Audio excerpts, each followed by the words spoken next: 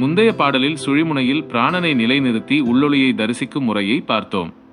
97வது 97 பாடலில் வாசியோகத்தின் இறுதி பயனாகிய பிரபஞ்ச மௌனத்தையும் ஆன்மா அடையும் பரிபூரண அமைதியையும் அகத்தியர் விளக்குகிறார். பாடல் 97 பிரபஞ்ச மௌனமும் பரிபூரண அமைதியும். பாடல்: வணங்கிடுவாய் முனிவரும் போற்றி துதிக்க நின்று வாசிதனை கருத்துடன் நாளும் காத்து திணங்கிருக்கும் மனமடக்கிச் சுழிமுனை இனில் சேர்ந்தேயின் கினிமை பெறு மமிர்த முண்டு பிணங்கிருக்கும் உலகியல் வாழ் வதனை நீத்து பிரியாமல் சுடர்மிகுந்த சோதியைக் கண்டு தனங்கிருக்கும் பரவெளியில் கலப்பாய் நீயே சஞ்சலங்கள் யாவும் விட்டு தூரப்போமே.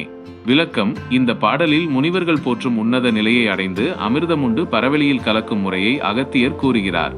முனிவர்கள் போற்றும் நிலை வாசியை கருத்துடன் நாளும் காத்து நின்றால் முனிவர்களும் உன்னை வந்து போற்றி துதிக்கும் உயர்ந்த நிலையை பெறுவாய். மன அடக்கமும் அமிர்த உணவும் திணறித் திரியும் மனதை அடக்கி சுழிமுனையில் சேர்க்கும்போது அங்கே சுரக்கும் இன்னமுதை யோக அமிர்தத்தை பருகி இன்பம் பெறலாம். உலகியல் வாழ்வை துரத்தல் முரண்பாடுகளும் பிணக்குகளும் நிறைந்த உலகியல் வாழ்வை விடுத்து எப்போதும் கூடவே இருக்கும் சுடர்மிக்க ஜோதியை காண வேண்டும். பரவெளியில் ஐக்கியம் சஞ்சலங்கள் யாவும் தூர போய்விட தளர்வற்ற அந்த பரவெளியில் உனது ஆன்மா இரண்டர கலக்கும். மெய்ப்பொருள் உள் அர்த்தம்: யோக அமிர்தம். வாசி யோகம் உச்சம் பெறும்போது உச்சி மூலத்திலிருந்து சுரக்கும் திவ்யமான சுரப்பியே யோக அமிர்தம் எனப்படுகிறது. இது உடலுக்கு நல்கும் புத்துணர்வும் ஆன்மாவிற்கு தரும் அமைதியும் அளப்பரியது. சஞ்சலங்கள் நீங்குதல். மனம் ஆன்ம ஒளியில் திளைக்கும் போது உலகியல் சார்ந்த கவலைகளும் சஞ்சலங்களும் மூலமோடு அழிந்து போகின்றன. பாடம்: அகத்தியர் அருளுகிறார். வாசியை காத்து மனதை அடக்கி சுழிமுனையில் அமிர்தம் உண்பாயாக. உலகியல் வாழ்வை துறந்து சுடர்மிகுந்த சோதியைக் கண்டு பரவெளியில் கலப்பாயாக. உனது சஞ்சலங்கள் யாவும் தூர ஓடிவிடும்.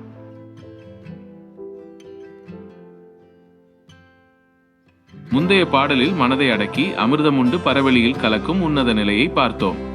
98வது 98 பாடலில் வாசியோகத்தின் வழியாக அட்டமா சித்துக்களை பெறுவதையும் பிரபஞ்சத்தோடு சாதகன் ஒன்றுபடும் வித்தையையும் அகத்தியர் விளக்குகிறார். பாடல் 98 அட்டமா சித்துக்களும் பரிபூரண ஞானமும். பாடல்: போற்றுவார் முனிவர்களும் தேவர்களெல்லாம் பூதலத்தில் உண்புகளை போற்றி நிற்கத் தேற்றுவாய் வாசிதனை தப்பாமல் காத்து திசையட்டும் சித்துகளின் செயல்களாகச் சாற்றுவாய் ஞானமெனும் பெருமையோடே சலமற்று மனமடங்கி தத்துவம் அறிந்து ஊற்றுவாய் அமிர்ததனை சிரத்தின் மேலே உன்னதமாய் முக்தியினை அடைவாய் நீயே. விளக்கம்: இந்த பாடலில் வாசி யோகத்தை பேணி பாதுகாப்பதன் மூலம் முனிவர்களும் தேவர்களும் போற்றும் நிலையை பெறுவதை அகத்தியர் விவரிக்கிறார். தேவர்களும் முனிவர்களும் போற்றுதல்: இந்த பூவுலகில் வாசியை தப்பாமல் காத்து நிற்கும் உனது புகழை முனிவர்களும் தேவர்களும் ஒன்று கூடி போற்றி நிற்பார்கள். அட்டமா சித்துக்களின் செயல் திசைகள் எங்கும் உனது சித்துக்களும் ஆற்றல்களும் வெளிப்பட்டு செயல்படும். சலமற்ற ஞான வாழ்க்கை. சலனமில்லாமல் மனதை அடக்கி பரம்பொருளின் தத்துவத்தை முழுமையாக அறிந்து ஞான பெருமையோடு வாழ்வாய். அமிர்த உமிழ்வும் முக்தியும். சிரத்தின் மேலே உச்சி பகுதியில் இருந்து சுரக்கும் யோக அமிர்தத்தை உட்கொண்டு உன்னதமான அழிவற்ற முக்தியை நீ அடைவாய். மெய்ப்பொருள் உள் அர்த்தம்: சித்துகளின் இயக்கம். வாசிப்பயிற்சியின் மூலம் பிராண ஆற்றல் உச்சகட்டத்தை எட்டும்போது இயற்கையின் விதிகளுக்கு அப்பாற்பட்ட சூட்சும ஆற்றல்கள் அட்டமா சித்துக்கள் சாதகனிடம் இயல்பாக வெளிப்படும். சிரத்தின் மேல் அமிர்தம்.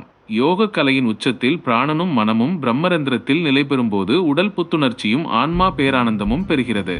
பாடம்: அகத்தியர் அருளுகிறார். வாசியை தப்பாமல் காத்து மனதை சலமற்று அடக்குவாயாக. திசையெங்கும் உன் சித்துக்கள் விளங்க சிரத்தில் அமிர்தம் சுரக்கப் பெற்று உன்னதமான முக்தியை நீ அடைவாய்.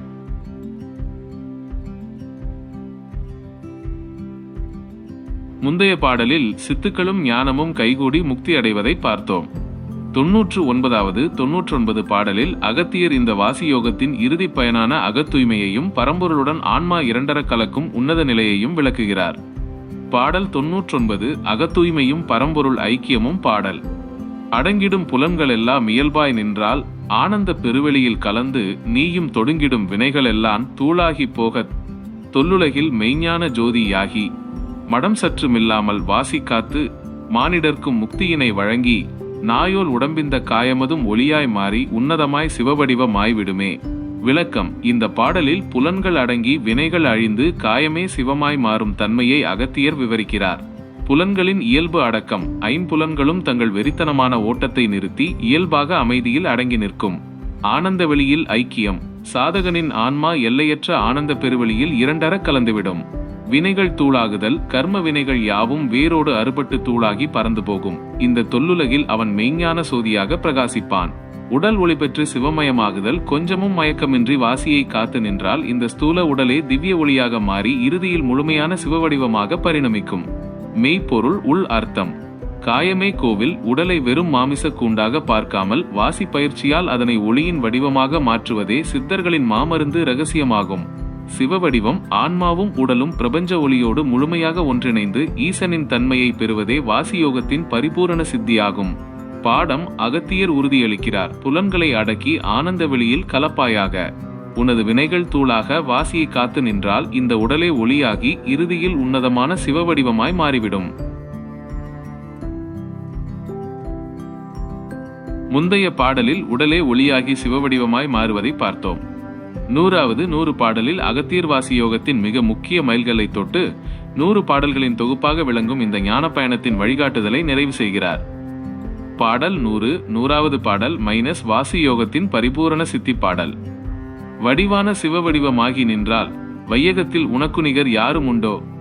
கொடியாலும் கூற்றுவனும் நடுங்கி ஓடக் கோதிலா பிராணனைத்தான் ஒடுக்கிச் சேர்த்து திடியான வாசிதனை காத்து நின்றால் தீவினைகள் யாவும் விட்டு தூரப்போமே முடியான அடிமுடியை கண்டுகொண்டு முழுமையாய் முக்தியினை பெறுவாயாக. விளக்கம். இந்த பாடலில் வாசியோகத்தின் மூலம் சிவவடிவம் பெற்று யமனை வென்று முக்தி அடையும் இறுதி நிலையை அகத்தியர் விளக்குகிறார். சிவவடிவமாய் நிற்றல். வாசி பயிற்சியின் பரிபூரணத்தால் உனது உடல் அகத்தூய்மை பெற்று சிவவடிவமாக மாறினால் இந்த வையகத்தில் உனக்கு நிகரானவர்கள் யாரும் இருக்க முடியாது. யமனை வெல்லுதல். கொடியவனான யமனும் உன்னை கண்டு நடுங்கி ஓடிவிடுவான். கோடாரிகளற்ற குற்றமற்ற பிராணனை சீராக ஒடுக்கிச் சேர்க்க வேண்டும்.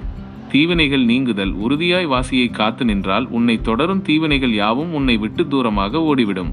அடிமுடி கண்டு முக்தி. பிரம்மனின் தொடக்கமும் சிவனின் முடிவுமான அந்த பரம்பொருளின் அடிமுடியை அகக்கண்ணால் கண்டு முழுமையான முக்தி பேற்றினை அடைவாயாக. மெய்ப்பொருள் உள் அர்த்தம். அடிமுடி காணுதல். பிரபஞ்சத்தின் தொடக்கமும் முடிவுமான பரம்பொருளின் தன்மையை வெளித்தேடாமல் தன் உள்ளேயே இருக்கும் வாசியின் மூலமாக உணர்வதே இதன் பொருளாகும். 100 பாடல்களின் சாரம். வாசியோகத்தின் மூலமாக உடலை பேணி மனதை ஒடுக்கி பிரபஞ்ச ஒளியோடு இரண்டர கலப்பதே அகத்தியர் நமக்கு அருளிய இந்த அகத்தவத்தின் அறுதி பயனாகும். பாடம் அகத்தியர் அருளுகிறார். வாசியை காத்து தீவினைகளை தூர விரட்டு. அடிமுடியைக் கண்டு முழுமையான முக்தியை பெற்று இந்த வையகத்தில் ஒளியாய் வாழ்வாயாக.